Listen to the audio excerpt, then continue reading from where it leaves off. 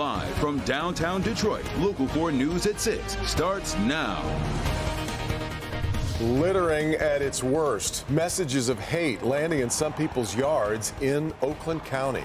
Glad you're with us for Local 4 News at 6 on this Monday. I'm Devin Skillian. I'm Kimberly Gill. The flyers spread conspiracy theories linking people of the Jewish faith to an imagined pedophilia ring within Disney, even blaming them for the fighting in Ukraine.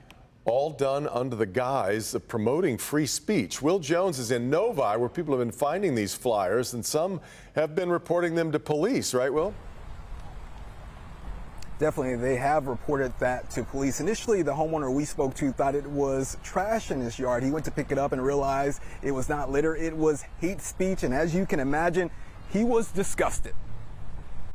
What Jeff Lewis likes most about his Novi neighborhood is the diversity. I trade vegetables over the fence with two of my different neighbors. All three of us are from different ethnic backgrounds. That diversity was attacked over the weekend. This is shocking here, especially given the multinational, multicultural nature of this area. Someone left sandwich bags with anti-Semitic flyers inside in driveways in his neighborhood, including his. There were corn kernels in the bags to stop them from blowing away. I was gut punched. This is 2023. This isn't 1963. This shouldn't be happening. Last year, the Anti-Defamation League saw the highest number of anti-Semitic incidents since it began tracking in 1979. In 2022, there were nearly 3,700 reported anti-Semitic incidents, up from 2,700 in 2021. Lewis reported what happened in his neighborhood to the ADL and Novi police. This is how this perpetuates, is if we remain silent about it. Lewis has some strong words for the person or people responsible. I really, really pity you.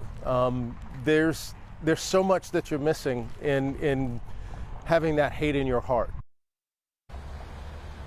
Although Jeff Lewis is not Jewish, he says it's important for all people to speak out against hate if they are the target or not. Devin? Will, what do police have to say about this so far? Well, Devin, Novi police, they are aware of the flyers. They are investigating, and at this point, no one is in custody. So, of course, if anyone has any information out there, give Novi police a call. Devin? Let's hope so. All right, Will.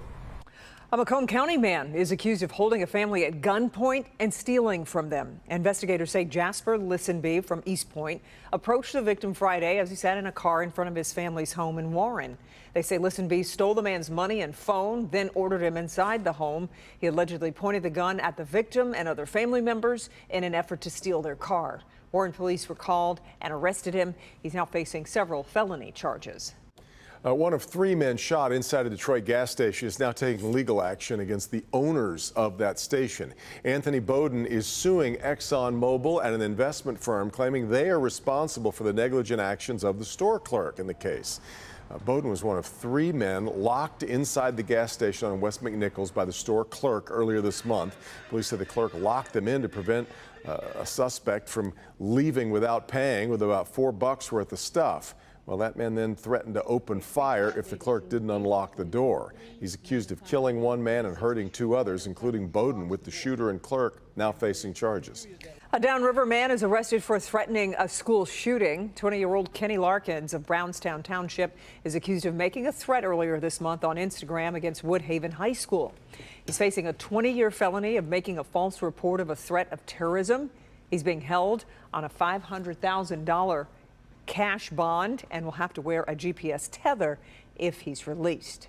The big Taylor Swift shows at Ford Field will mean a big economic boom for Detroit. We are talking about millions of dollars being pumped into the city. In fact, already most hotels and restaurants are fully booked for that weekend. Our consumer investigator Hank Winchester has been crunching the numbers. Big business around one big show, Hank. Devin, these are huge numbers. We're here on the rooftop of the Element Hotel in downtown Detroit. Like all the hotels, basically booked up. Take a look over my shoulder here. You can see Woodward Avenue down below. Now, the night of the big shows, all these bars and restaurants here in the city, they're going to be bustling, and then people are going to be walking over towards Ford Field.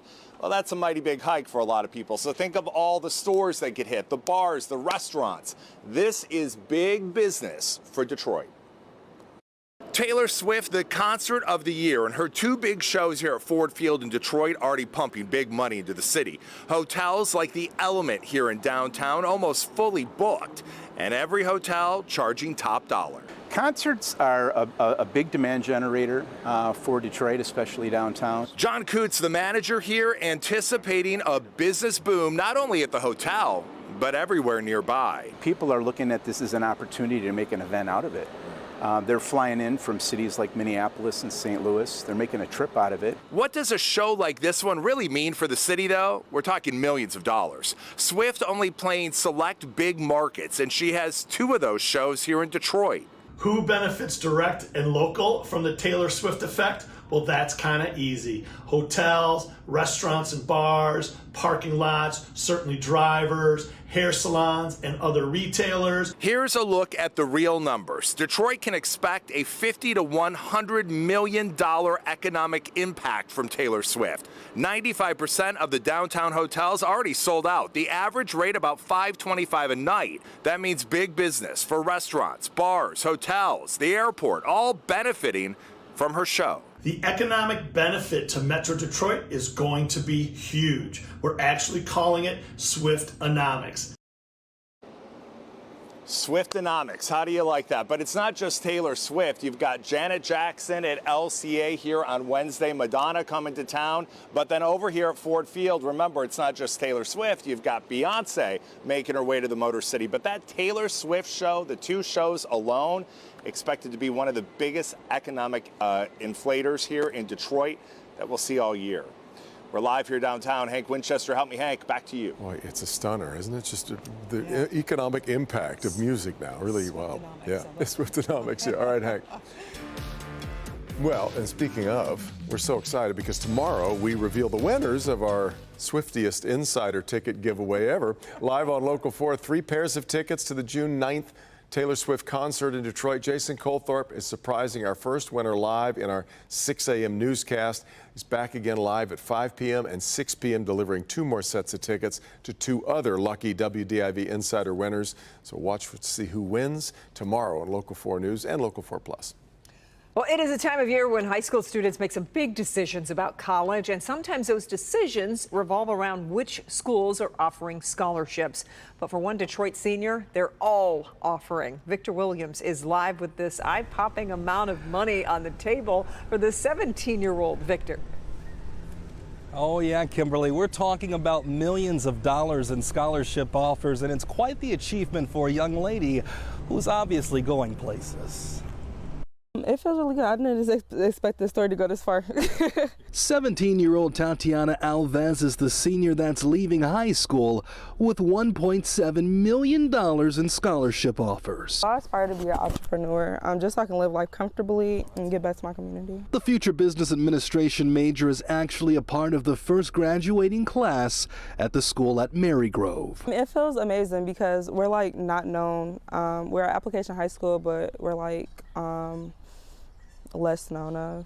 So it's pretty cool to make her name known. But as it turns out, she won't even need the assistance of any of these scholarships because her education is already paid for. I get to go to school for free, but it's through Detroit Promise. So, but yeah, I opted out for using my scholarship money, and I went through Detroit Promise. She's also not just known for her academics, but she's been voted the most positive person in the class. However, even with that comes many obstacles. Just going through life itself, like having to juggle school and work at the same time, and still trying to finish out school strong. At the end of the day, she knows she's going to be an inspiration to other students who want to do the same. Everybody's always worrying about their future. I would say stay present, because when you take care of the present, you take care of the past and the future. And Tatiana is planning to go to EMU, so we're wishing her the best of luck, as if she'll even need it. Victor Williams, Local 4. What a great story. Okay, Victor, thank you. Well, we had a half of a great Saturday. Was a little chilly. It was chilly. Yeah, it was a little chilly on Saturday. And then yesterday was perfect, and right on into today. Exactly. So let's get over to Ron Hilliard. He's in for Kim Adams on this marvelous Monday, Ron. It is a marvelous Monday. Good day to you. Now, we will have similar conditions where we have cool weather, warm weather, all of that, all in a matter of a few days. The ZACTRAC 4D radar is showing that it is quiet across southeast Michigan. We do have some weather to talk about, though, and it's actually in the form of the haze that we have, the wildfire smoke that we have that's coming in from the western portions of Canada. There's the wildfires up there in Alberta and Saskatchewan, and then it is flowing right down into Michigan. Well, this wildfire smoke is going to be impacting basically the amount of sun that reaches the ground level because of that haze out there. And that's going to be the case for tomorrow. It's going to be the case also as we start off into Tuesday throughout the day and even Wednesday morning. So you're looking at the convention center. Things are quiet downtown. Right now we're coming in at 72 in Detroit and Ann Arbor, 73 in Port Huron, 75 in Adrian. So this is what we're going to be looking at for the majority of the week. It's going to be dry. There's a chance of maybe a few places getting a couple of drops. I'll talk about that coming up. It's going to be windy as we get into Wednesday. Winds near 30 miles per hour with those gusts and those temperatures, as I mentioned, up and down and then back up. So if you'd like to get the latest information and, of course, have information for your exact neighborhood, you can go ahead and download the Forewarn weather app, and you can also access the Forewarn ZACTRAC 4D radar. All you have to do is search WDIV.